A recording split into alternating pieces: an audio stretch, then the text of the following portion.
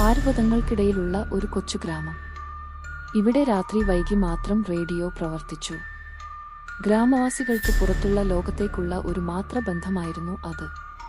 എല്ലാവരും തിരികെ തിരിയാതെ കേട്ട ഒരു പരിപാടിയുണ്ടായിരുന്നു, മിഡ്നൈറ്റ് വോയിസ്.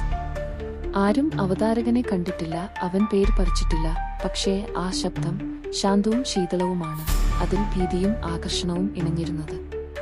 ആ ശബ്ദം പഴയ കാല ദുരന്തങ്ങളെയും അപ്രത്യക്ഷതകളെയും പറ്റിയ കഥകൾ പറഞ്ഞു.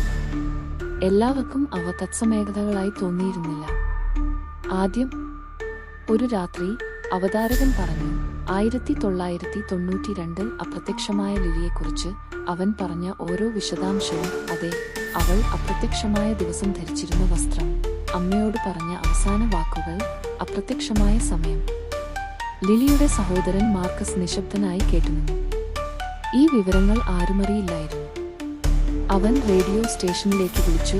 ഊഹിച്ച പോലെ മറുപടിയില്ല. അവൻ പർവ്വതശൃംഖലയിലേക്കുള്ള കിടിലമായ റോഡിലൂടെ പോയി സ്റ്റേഷനിലേക്ക്.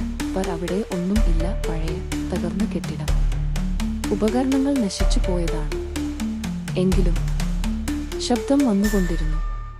മറ്റേതാണ്ട് രാത്രികളിൽ അവതാരകൻ ഗ്രാമത്തിലെ മറ്റ് ആളുകളെക്കുറിച്ചും പറഞ്ഞു. അവർ നഷ്ടപ്പെട്ടത്, മരിച്ചതു, അതിന്റെ അസാധാരണമായ വിധങ്ങൾ. ഒരുമിച്ചിരിക്കാൻ കഴിയാത്ത ഉള്ളുറങ്ങുന്ന വെളിപ്പെടുത്തലുകൾ. മാർക്കസ് ഓഡിയോ റെക്കോർഡുകൾ സൂക്ഷിച്ചു.